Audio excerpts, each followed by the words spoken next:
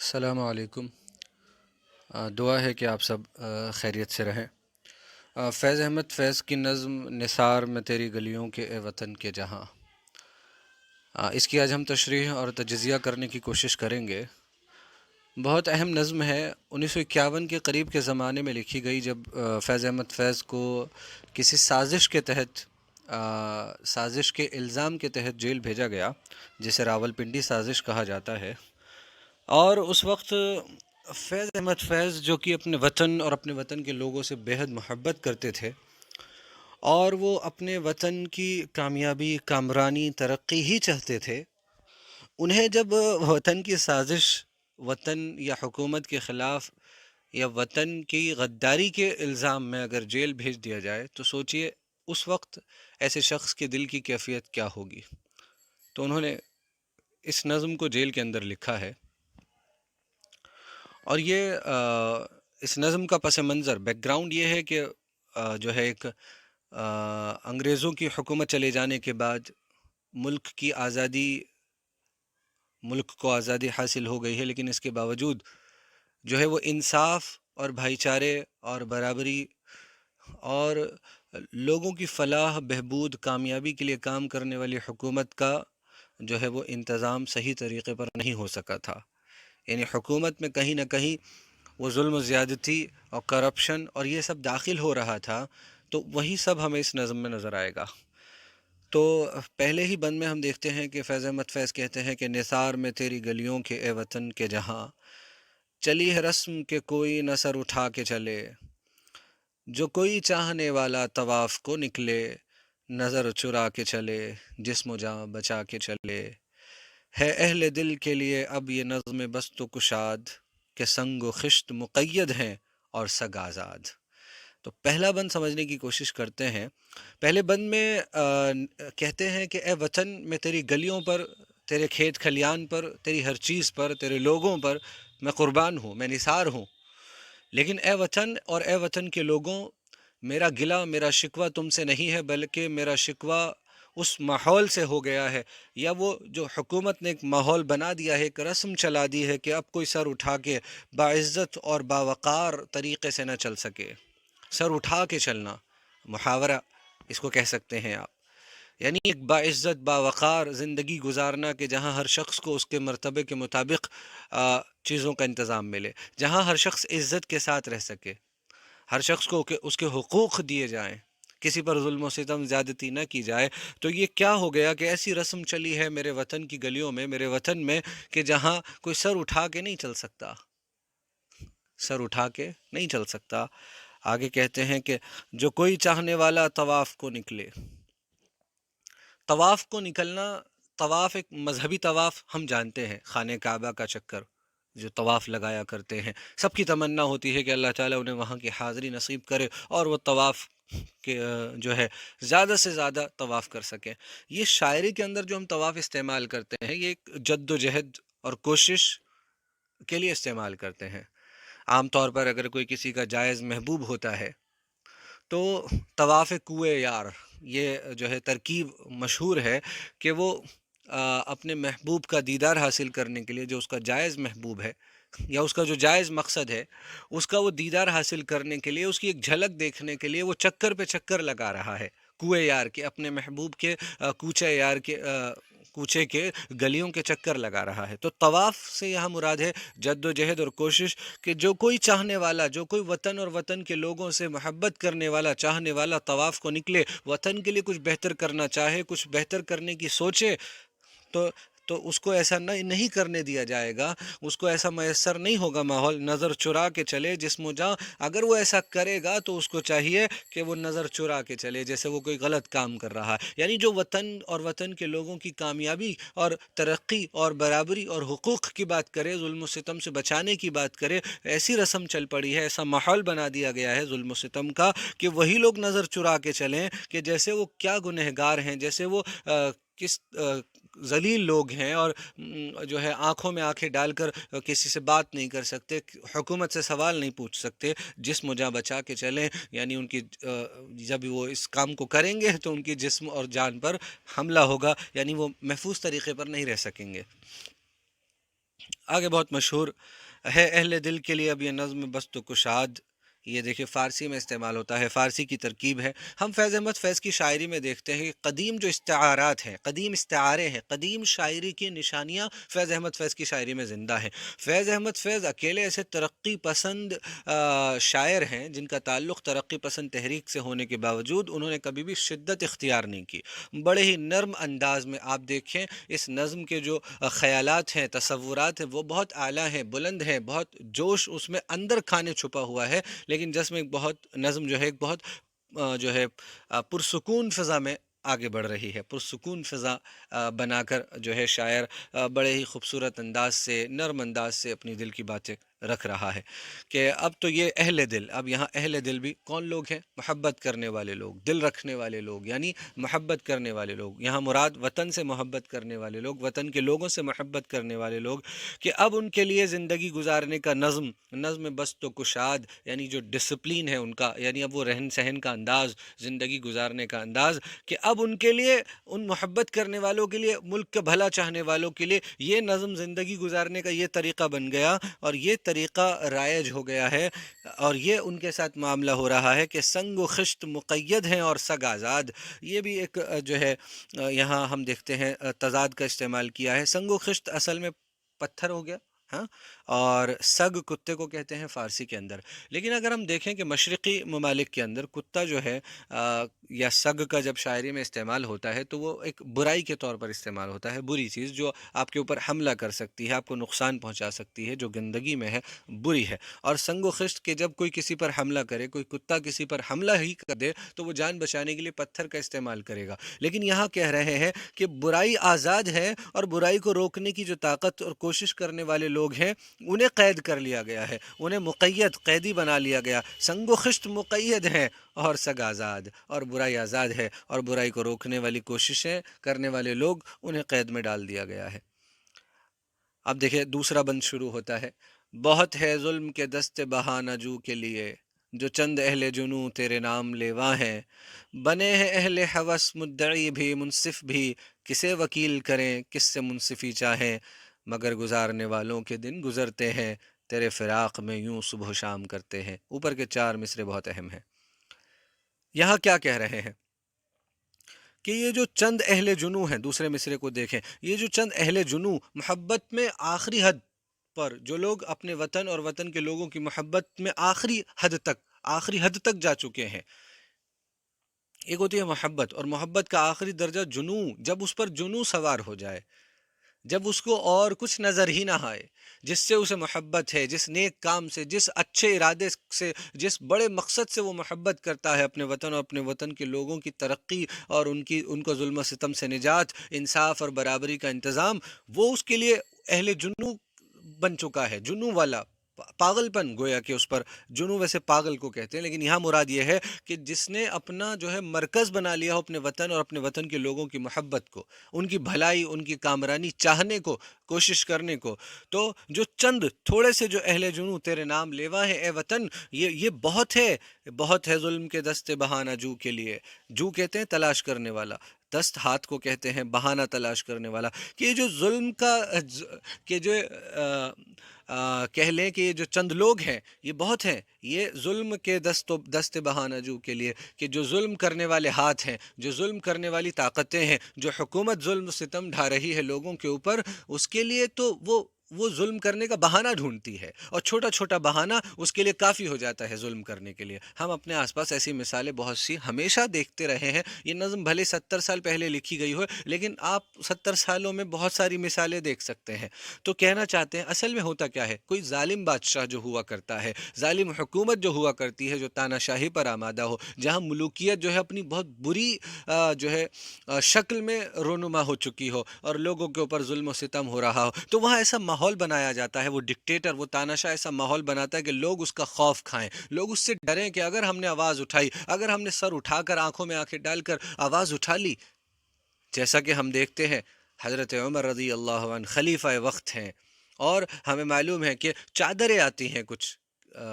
آپ کو یہ واقعہ اگر آپ نے سنا ہو، چادریں آتی ہیں اور سب کے حصے میں ایک ایک چادر آتی ہے، کہیں سے جو ہے مال فتح ہو کر مال آتا ہے کچھ، اور ایک ایک چادر سب میں تقسیم کر دی جاتی ہے، لیکن حضرت عمر کرتا پہنے ہوئے ہیں اس چادر کا. تو جب وہ نماز پڑھانے کے لیے غالباً کھڑے ہوتے ہیں یا مسجد میں ہوتے ہیں، تو ایک بدو، ایک اعرابی غالباً کھڑا ہوتا ہے اور وہ کہتا ہے: اے امیر المومنین، اے خلیفہ وقت، آپ کے پاس یہ ایک ایک چادر میں تو آپ کا کرتا نہیں بن سکتا، ہمیں جواب دیجئے کہ آپ کا یہ کرتا کیسے بنا؟ سب کے حصے میں ایک چادر آئی تھی نا، آپ کا یہ کرتا کیسے بن گیا؟ یہ ہے کہ سر اٹھا کر سوال پوچھا جا سکتا ہے. ہاں، یہ ہے اسلامی تعلیمات، اسلامی حکومت کا طریقہ، کہ یہاں پر سب کے سب اللہ کے غلام ہیں. ظلم و ستم صحیح معنوں میں اگر کوئی اسلام کی تعلیمات پر عمل کرتے ہوئے حکومت کرے، کوئی بھی کام کرے، تو وہ ظلم و ستم زیادتی نہیں کر سکتا. وہ اللہ سے ڈرتا رہے گا کہ اللہ اس کو کھڑا کرے گا. حضرت عمر کہتے تھے: اے عمر، اگر تیری حکومت کے اندر ایک کتا بھی میری وجہ سے بھوکا پیاسا مر گیا، جس میں میری لاپرواہی شامل ہو، مفہوم بتا رہا ہوں، میری لاپرواہی، تو میں اللہ کو کیا جواب دوں گا؟ ہاں، تو پھر حضرت عمر نے جواب دیا تھا کہ ہاں، میرے بیٹے نے مجھے اپنی چادر دے دی، دو چادریں ہو گئیں، تو ان دو چادروں سے ایک کرتا بنا ہے. جواب دے دیا. تو پتہ یہ چلا کہ ظلم کرنے والی طاقتیں وہ ہمیشہ خوف کا ماحول بنا کر رکھتی ہیں، اپنے خلاف بولنے والوں کے لیے ایسا ماحول تیار کرتی ہیں کہ بالکل کسی کی ہمت نہ ہو سکے بولنے کی. تو اسی لیے وہ ڈر کا ماحول اور بہانے تلاش کرتی ہے ظلم کے لیے، تاکہ عوام کبھی بھی ہمت نہ جٹا سکے ان کے خلاف آواز اٹھانے کی. ایک ڈکٹیٹر کے لیے، تاناشاہ کے لیے سب سے بڑا خطرہ یہ ہوتا ہے کہ عوام میں سے اس کا ڈر نکل رہا ہے.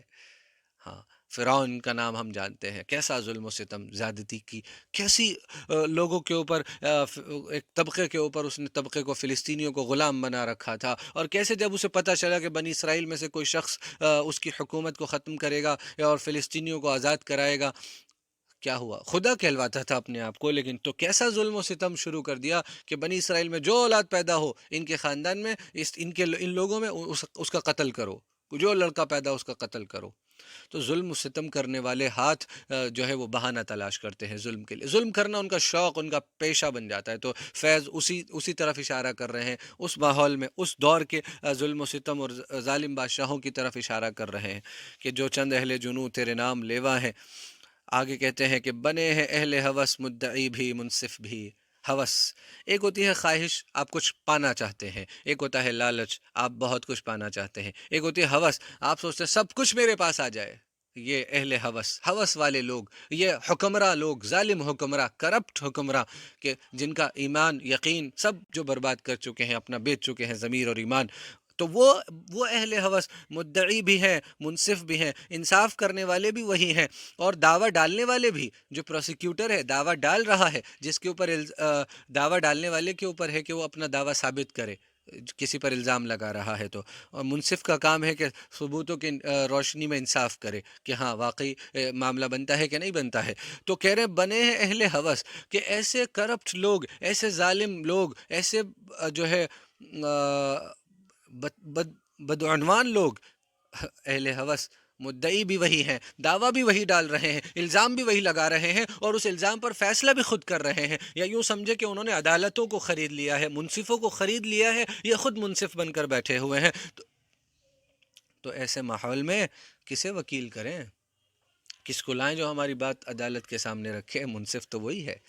کسے وکیل کریں، کس سے منصفی چاہیں، انصاف کس سے چاہیں؟ مگر گزارنے والوں کے دن گزرتے ہیں تیرے فراق میں، تیری غیر موجودگی میں، اور تیرے سے دور یوں صبح و شام کرتے ہیں. پھر بھی گزارنے والے جو انتظار کر رہے ہیں کہ صبح ہونے والی ہے، جو انتظار کر رہے ہیں کہ اچھا وقت آنے والا ہے. اے وطن تیری فراق میں، تیرے سے دور، قید خانے کے اندر، قید خانے کی بندش میں، اے وطن تیرے سے دور ہم اسی طرح صبح و شام کرتے ہیں، دنوں اچھی امید پر دن گزار رہے ہیں. آگے دیکھیے: بجھا جو روزن زنداں تو دل یہ سمجھا ہے کہ تیری مانگ ستاروں سے بھر گئی ہوگی. چمک اٹھے ہیں سلاسل تو ہم نے جانا ہے کہ اب سحر تیرے رخ پر بکھر گئی ہوگی. غرض تصور شام و سحر میں جیتے ہیں، گرفت سایہ دیوار و در میں جیتے ہیں. بے حد عمدہ بند ہے. کہتے ہیں کہ اب یہاں تصور، ہاں، امیجنیشن کی بنیاد پر ہمارے سامنے یہ پیش کر رہے ہیں. کہہ رہے ہیں کہ جب روزن روشن دان جو قید خانے کے اندر موجود ہے، وہیں پر یہ لکھ رہے ہیں، کہہ رہے ہیں کہ جب یہ روزن جہاں سے تھوڑی بہت روشنی آیا ہے تو شام کا اندھیرا شام آ گئی اور اب رات کا اندھیرا آ گیا ہے، تو وہ آخری روشن دان بھی جب بجھ گیا یعنی روشنی آنا بند ہو گئی ہے تو دل یہ سمجھا ہے، تو دل نے یہ گمان کرا ہے، دل نے یہ احساس کیا ہے کہ کیا خوبصورت انداز سے اپنے دل کے جذبات کو اور اپنے دل کے احساسات کو بیان کر رہے ہیں کہ تیری مانگ اے وطن، تیری مانگ ستاروں سے بھر گئی ہوگی، یعنی تیرے ماتھے کے اوپر یا آسمان کے اوپر اے وطن، تیرے آسمان کے اوپر ستارے نکل چکے ہوں گے، چاند چمک رہا ہوگا اور ایک روشن نظارہ ہوگا، بڑا حسین منظر ہوگا۔ اس منظر کو جو ہے تصور میں رکھ کر ہمارے سامنے بیان جو ہے نظم میں اپنے جو دل پہ گزرتی ہے رقم کرتے رہیں گے، فیض احمد فیض نے کہا تھا، تو وہی رکھ رہے ہیں کہ جو ان کی وطن سے محبت اور وطن کے لوگوں سے محبت، وہ جو وطن سے دوری ہے اور دوری کی وجہ سے تو کہہ رہے ہیں کہ بھلے ہی حالات ایسے ہو گئے ہوں، بھلے ہم قید خانے کے اندر ہیں، لیکن ابھی بھی جسم یہاں قید خانے میں موجود ہے، لیکن روح اور دل میرا وہیں پر وطن اور وطن کے لوگوں کے ساتھ جڑا ہوا ہے، اور وہ سب کچھ جو ہے وہ یہیں پر بیٹھے بیٹھے اپنی امیجنیشن، اپنے تصورات کے ذریعے سے، اپنے احساسات کے ذریعے سے محسوس کر رہے ہیں کہ تیری مانگ ستاروں سے بھر گئی ہوگی، اپنے وطن کی خوبصورتی کا بیان کر رہے ہیں۔ اور جب صبح ہوئی چمک اٹھے ہیں سلاسل، قید خانے کی سلاخیں جب جب صبح ہو گئی تو روشنی سے چمک اٹھی یہ سلاسل، تو ہم نے جانا ہے کہ اب سحر تیرے رخ پر بکھر گئی ہوگی، کہ جب یہ ہو گیا، جب صبح کی روشنی اور آفتاب کی شعاعیں جو ہے سلاخوں پر پڑنے لگیں اور سلاخیں روشن ہو گئیں، تو اب ہم تصور کر رہے ہیں، اب ہم یہ خیال کر رہے ہیں اپنے خیال ہی خیال میں کہ اب سحر، اب صبح تیرے رخ پر، تیرے چہرے پر بکھر گئی ہوگی، اور ایک روشن صبح اور ایک نئی امید اور آفتاب کی شعاؤں نے استقبال کیا ہوگا اے وطن تیرا اور تیرے لوگوں کا، اور ایک نئی امید کی کرن پیدا ہوئی ہوگی، ایک نئی صبح، ایک نئی امید۔ ہاں، لمبی ہے غم کی شام مگر شام ہی تو ہے نا؟ تو شام کے بعد جو صبح آتی ہے اور جو روشنی ہوتی ہے، وہ نئی امید کی کرن لے کر آتی ہے کہ زندگی شاید اب جو ہے پہلے سے بہتر ہو جائے گی، اب انصاف کی طرف قدم بڑھیں گے، اب انصاف قائم ہونے کی طرف چلے گا۔ غرض تصور شام و سحر میں جیتے ہیں، وطن سے دور ہیں لیکن کہنا چاہتے ہیں غرض، یعنی کہ مطلب کہ اب ہم شام و سحر، شام اور صبح اسی تصور میں جیتے ہیں کہ جب رات ہو جاتی ہے تو یہ تصور میں لے آتے ہیں کہ وطن کی مانگ اب ستاروں سے، آسمان اور کھیت کھلیان یہ سب جو ہے ستار اور چاند ستارے کی روشنی سے مہک جو ہے روشن ہو رہے ہوں گے، چمک رہے ہوں گے، ایک خوبصورت ماحول منظر ہوگا۔ گرفت سایہ دیوار و در میں جیتے ہیں، تو اب تو یہ عالم ہو گیا ہے کہ ہم گرفت ہیں، گرفت یعنی پکڑا ہوا یا کہیں بندھا ہوا، سایہ دیوار و در، کہ یہ جو در و دیوار ہے، دروازہ اور دیوار ہے، اب ہم ان کے سائے میں، ان کے سایہ در و دیوار و در میں جیتے ہیں۔ کہنا یہ چاہتے ہیں جیسے ہم کہتے ہیں نا کہ سائے سے بھی ڈر لگتا ہے، سایہ اس طرح سمجھے یہاں پر، سایہ دیوار و در کہنا یہ چاہتے ہیں کہ دیوار اور در تو ہے ہی، اس کی قید میں تو ہم ہیں ہی، لیکن اس سے زیادہ ان کا جو سایہ بھی پڑتا ہے نا رات کے اندر، تو اب ہم جو ہے اپنے جسم کو اس کے چاروں طرف قید پا رہے ہیں، لیکن روح ہماری، دل میں امید زندہ ہے، اور دل میں جو ہے وہ وطن کے خوبصورت مناظر تصور کے ساتھ ہم تصور میں لے آتے ہیں روزانہ جب شام ہوتی ہے اور پھر صبح ہوتی ہے، تو اسی طرح سے رات اور دن کو گزار رہے ہیں، ایک اچھی امید کہ آنے والا وقت بہتر ہوگا، کہ اسی طرح ہم سایہ دیوار و در کی گرفت میں جی رہے ہیں، قید خانے میں جی رہے ہیں، بھلے ہی قید خانے کی قید میں ہے لیکن ہمت اور حوصلہ برقرار ہے، جسم بھلے ہی یہاں موجود ہے، بے بسی کا عالم ہے کہ کچھ کر نہیں سکتے، اس سائے سے باہر نہیں آ سکتے، اس اندھیرے سے باہر نہیں آ سکتے، لیکن ہاں ہاں کہ جسم بھلے ہی بے بس ہے لیکن روح اور دل وہ بے بس نہیں ہے۔ آگے کہتے ہیں یوں ہی ہمیشہ تیسرا بند یوں ہی ہمیشہ چوتھا بند غالباً یہ، یوں ہی ہمیشہ الجھتی رہی ہے ظلم سے خلق، اور بے حد امپورٹنٹ، بہت زیادہ، نہ ان کی رسم نئی ہے نہ اپنی ریت نئی، یوں ہی ہمیشہ کھلائے ہیں ہم نے آگ میں پھول، نہ ان کی ہار نئی ہے نہ اپنی جیت نئی، اسی سبب سے فلک کا گلہ نہیں کرتے، تیرے فراق میں ہم دل برا نہیں کرتے۔ کیا اہم بات ہے، کہہ رہے ہیں یہ جو ظلم ہے، ظلم تو ہمیشہ سے ہوتا رہا ہے، تاریخ کے پنے اٹھا کر پلٹ ڈالیے اور کتنی مثالیں آپ یہاں پچھلے 200 300 400 500 600 سال مثالوں پر مثالیں، فرعون نظر آئے گا، ابرہہ نظر آئے گا، بہت بات کے زمانے میں کہ جو ہاں، خانہ کعبہ پر لشکر لے کر، ہاتھیوں کا لشکر لے کر خانہ کعبہ کو ڈھانے کے لیے نکل جائے گا، اور پھر اللہ تعالیٰ ابابیلوں کو بھیجیں گے اور ابرہہ کو ختم کر دیا جائے گا، اس کے لشکر کو زمیدوز کر دیا جائے گا۔ اور پھر ہم اگر اور پیچھے جائیں ہمیں فرعون نظر آئے گا، اور پیچھے جائیں اور پیچھے جائیں، پھر حضرت ابراہیم، اور حضرت ابراہیم پر وہ ظلم کرنے والا نمرود، خدائی کا دعویٰ کرنے والا نمرود، اور اسی طرح اور۔ تو یہ ایسا نہیں ہے کہ جب جب ظلم ہوا ہے تو لوگ ظلم کو لمبے وقت تک سہتے رہے ہوں۔ ظلم پنپتا نہیں ہے، یوں ہی ہمیشہ الجھتی رہی ہے ظلم سے خلق، اللہ کی مخلوق یعنی یہ تمام مخلوق ظلم سے ہمیشہ الجھتی رہی ہے۔ ایسا کبھی نہیں ہوا کہ ظلم ہوتا رہا ہو اور لوگ چپ چاپ بیٹھ گئے ہوں، خاموشی سے لوگوں نے ظلم کو سہ لیا ہو اور سہتے رہے ہوں اور ایسے ہی زندگی گزار دی ہو۔ نہیں نہیں نہیں، یزید اٹھا، یزید اٹھا تو حضرت حسین رضی اللہ عنہ ظلم سے انہوں نے لوہا لیا، ہاں، ظلم کے خلاف آواز بلند کی، گھٹنے نہیں ٹیکے۔ تو یہ تو ہمیشہ ہوتا رہا ہے، یہ نہ ان کی رسم نہیں ہے، نہ ظلم کرنے والوں کی یہ رسم، یہ عادت نہیں ہے، نہ اپنی ریت، نہ اپنا طریقہ نیا ہے۔ وہ اپنا کام کر رہے ہیں، ہم اپنا کام کر رہے ہیں۔ فیض احمد فیض اپنے آپ کو کہ ہم قید و بند میں جی رہا ہوں، اور جو لوگ جی رہے ہیں قید و بند میں، جنہیں ملک کے خلاف سازش اور غداری کے جرم میں الزام میں جیل میں ڈال دیا گیا ہے، اور اس کی وطن کی محبت کا حال یہ ہے کہ لیکن سچ بولنے والے کو، حق بولنے والے کو، اور کمیاں نکالنے والے کو، دیکھو کمیاں نکالنے والے کا مقصد یہ نہیں ہوتا کہ وہ اپنے وطن اور اپنے وطن کے لوگوں کی برائیاں کر رہا ہے، نہیں، اس کا مقصد یہ ہوتا ہے کہ وطن سے یہ کمیاں، وطن کے لوگوں سے، وطن کی حکومت کے اندر سے یہ کمیاں نکل جائیں تو میرا وطن، میرے وطن کے لوگ اور تمام انسانیت کو فائدہ پہنچے گا نا۔ تو کمیاں نکالنا اس نیت، ایک تو ہوتا ہے کمی نکالنا اس نیت سے کہ کوئی نکال رہا ہے ذلیل کرنے کے لیے، لیکن ایک کمی نکالنا کہ تاکہ اصلاح ہو جائے، سدھار ہو جائے، پرفیکشن کی طرف، انصاف کی طرف، اور ظلم و ستم کے خاتمے کی طرف بڑھا جائے۔ وہی کہہ رہے ہیں کہ ہمیشہ ظلم سے مخلوق الجھتی رہی ہے، گھٹنے کبھی نہیں ٹیکے ہیں ظلم کے سامنے۔ فرعون کے سامنے موسیٰ پیدا ہوئے ہیں، اللہ تعالیٰ نے موسیٰ کو پیدا کیا، کہتے ہیں کہ کوئی فرعون ہوگا تو موسیٰ پیدا ہوگا۔ ہاں، تو یہ ہمیشہ سے ہوتا رہا ہے، نہ ان کی رسم نہیں ہے، نہ اپنی ریت نہیں۔ یوں ہی ہمیشہ کھلائے ہیں ہم نے آگ میں پھول، تلمیح، صنعت تلمیح دیکھ رہے ہیں آپ۔ جب کسی تاریخی واقعے، مذہبی واقعے، تاریخی شخصیت کی طرف شعر کے اندر یا مصرے کے اندر اشارہ کیا جائے تو اسے صنعت تلمیح کہتے ہیں۔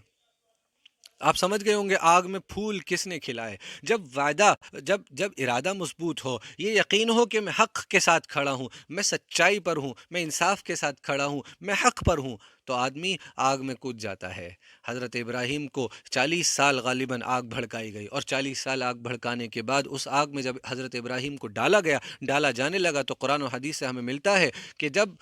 انہوں نے کیا جواب دیا فرشتوں کو، جب فرشتے آئے اور آگ بجھانے کے لیے کہا تو انہوں نے کیا جواب دیا تھا کہ میرا پروردگار میرے حال سے واقف ہے، اور مجھے امید ہے کہ وہ مجھے دیکھ رہا ہے، وہ میرے لیے کافی ہو جائے گا۔ حسبنا اللہ و نعم الوکیل، یعنی میرا پروردگار میرے لیے کافی ہو جائے گا، جاؤ فرشتوں، مجھے تمہاری مدد کی ضرورت نہیں، میرا رب میرے حال سے واقف ہے، میرے لیے کافی ہے۔ تو پھر کیا ہوا؟ اللہ تعالیٰ نے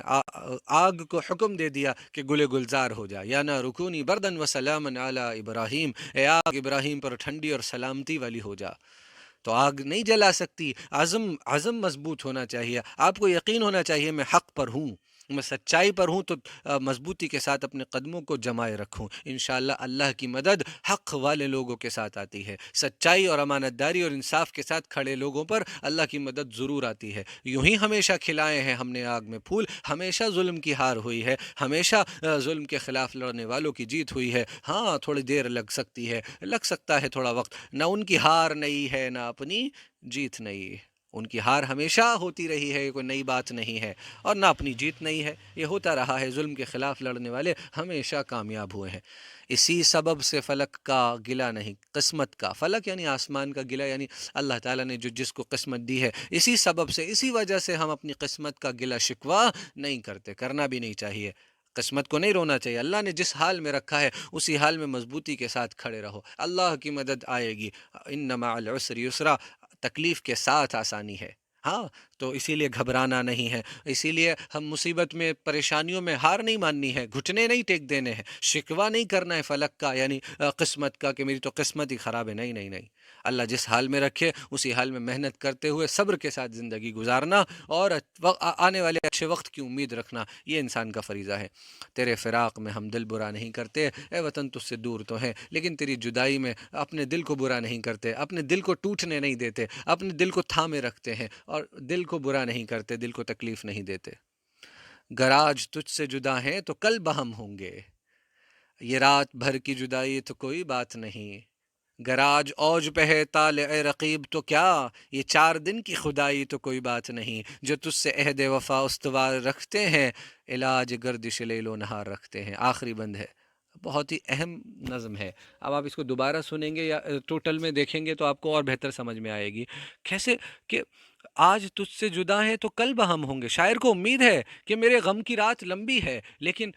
لمبی ہے غم کی رات یا شام، مگر شام ہی تو ہے، صبح ہوگی، اس اندھیرے کی کرن، اس اندھیرے کا خاتمہ ہونا طے ہے۔ 4 سال میں فیض احمد فیض کی وہ اندھیری رات ختم ہو گئی، 4 سال جیل میں گزارے اور پھر اللہ تعالیٰ وہ آزاد ہو گئے، اور پھر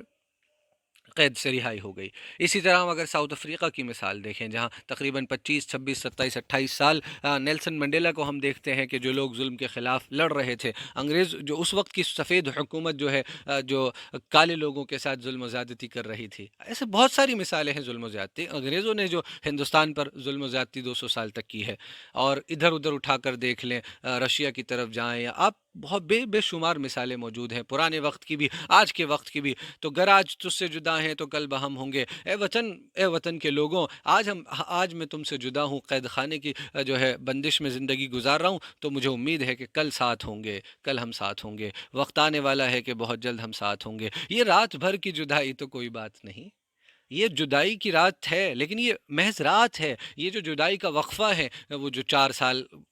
میں یہ آزاد ہو گئے، نیلسن منڈیلا کے لیے 28 سال، اور ایسے دیکھ رہے ہیں بہت سے لوگ ابھی بھی ظلم کا سامنا کر رہے ہیں، کچھ لوگ 70 سال سے جو ہے ظلم سہ رہے ہیں۔ نام لینے کی ضرورت نہیں، ہم سب جانتے ہیں کہ کہاں کہاں دنیا میں کہاں کہاں ظلم و ستم ہو رہا ہے۔ فلسطین ہمارے سامنے، فلسطین کی مثالیں موجود ہیں ہمارے سامنے،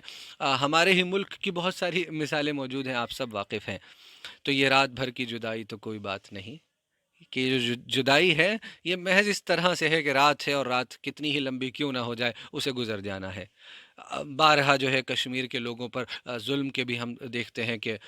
کس طرح سے الزامات آتے ہیں، اور میڈیا میں خبریں دیکھتے ہیں، حکومتیں کوشش کرتی ہیں اپنی طرف سے، دکھاتی ہیں کہ ہم کوشش کر رہے ہیں کہ وہاں انصاف قائم ہو جائے، وہاں ظلم و زیادتی ختم ہو جائے، وہاں لوگ خوشحال زندگی گزاریں، لیکن ان کی نیت اللہ ہی جانتا ہے۔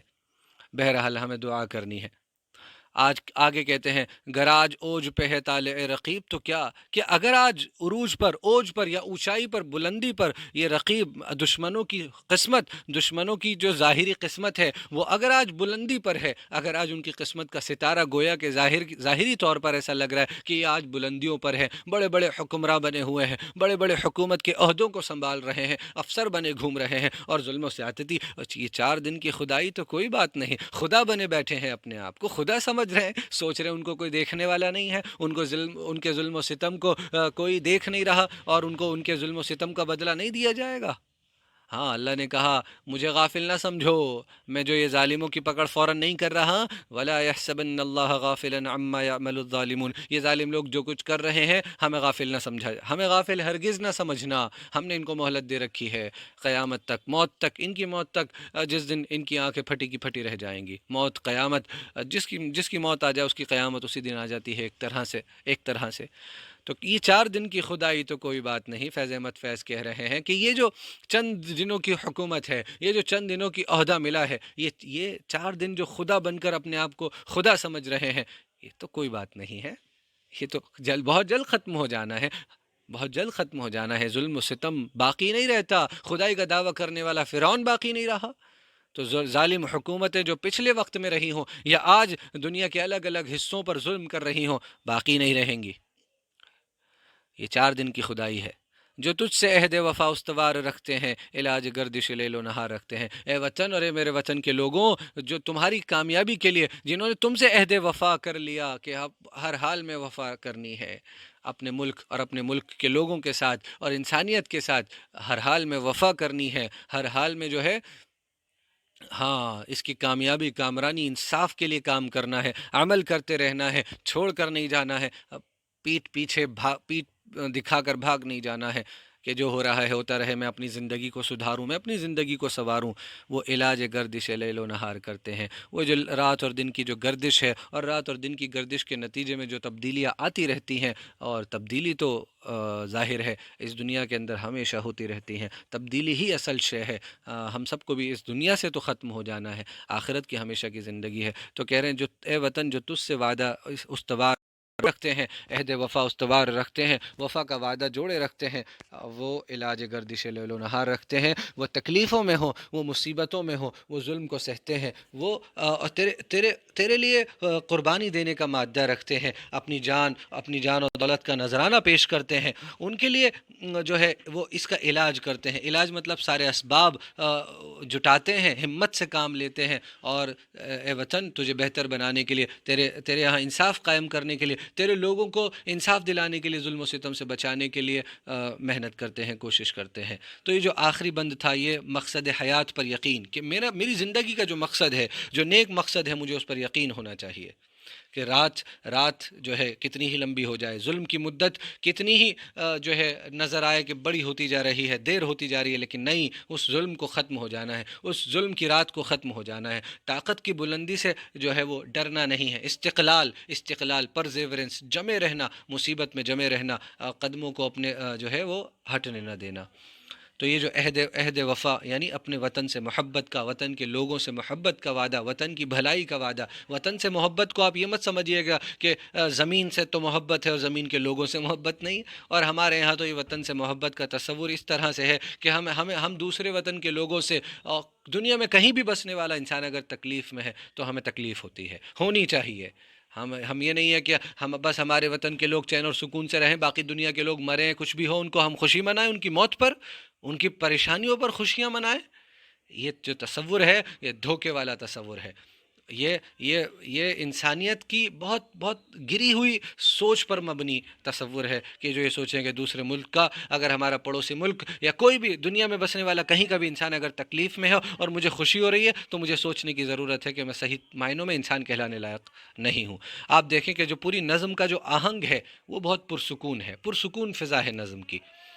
اور قدیم استعارے استعمال کیے گئے، تجزیہ کر رہا ہوں میں، قدیم استعارے جو قدیم شاعری میں استعمال ہوتے رہے ہیں۔ اصل میں فیض احمد فیض کلاسیکی اور انقلاب کے سنگم پر کھڑے ہیں۔ کلاسیکی شاعری جو ہے ہماری کلاسیکل پوئٹری، اور انقلابی پوئٹری چونکہ ترقی پسند تحریک سے وابستہ ہیں، انہوں نے دونوں میں اعتدال، دونوں میں بیچ کا راستہ نکالا ہے، بہت سلیقے سے۔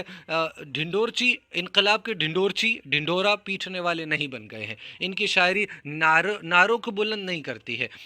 اس نظم میں جیسے ہم دیکھ رہے ہیں بہت پرسکون فضا کے ساتھ نرم انداز میں اپنی باتوں کو، اپنے احساسات کو، وطن سے اور وطن کے لوگوں سے محبت کا جو ان کا جو مادہ ہے، ان کے دل میں وطن کے لیے قربانی دینے کا مادہ اور انصاف قائم کرنے کا مادہ، ظلم و ستم کے خلاف آواز بلند کرنے کی ہمت، اس کو بڑے خوبصورت انداز سے، اور یہ کہ لوگوں کو باوقار باعزت زندگی ملے، تمام لوگوں کو، اور حکمران طبقہ ظلم نہ کر سکے، اور حکمران طبقہ اگر ظلم کرے تو اس کے خلاف آواز بلند کی جائے، بولا جائے، سر جھکا کر زندگی نہ گزاری جائے۔ تو یہ سب ہم نے اس میں دیکھا ہے اس نظم کے اندر۔ تو مجھے لگتا ہے کہ آپ کو نظم جو ہے وہ سمجھ میں آئی ہوگی، ایک مرتبہ آپ خود مطالعہ کریں اور اپنے آپ سے بھی سمجھنے کی کوشش کریں۔ آپ نے قدیم استعارے دیکھے، تجزیے کے طور پر آپ اس طرح لکھیں، اس نظم کی فضا کا، آہنگ کا ذکر کریں، پرسکون آہنگ ہے، اور قدیم استعارے استعمال کیے گئے، فارسی تراکیب جیسے اوپر مثالیں بھی دیں، جب آپ تجزیہ کریں، تشریح کریں تو جواب کے اندر مثالیں بھی دیں، نظم بست کشاد جیسے اوپر آیا تھا، فارسی تراکیب، اور اسی طرح شیخ سعدی کا ایک مصرع استعمال کیا تھا انہوں نے، شیخ سعدی جو فارسی کے شاعر ہیں کہ سنگ و خشت مقید ہیں اور سگ آزاد، اس طرح کا جو ان کی حکایت میں گلستان میں ہمیں اس طرح کا ملتا ہے۔ تو یہ شیخ سعدی جو ایک بہت فارسی کے بڑے شاعر ہیں، ان سے بھی استفادہ، ان کا ایک مصرع نقل کیا، اردو میں ترجمہ، لیکن یہ فارسی کے لفظ ہیں۔ آپ کی سماعتوں کا شکریہ۔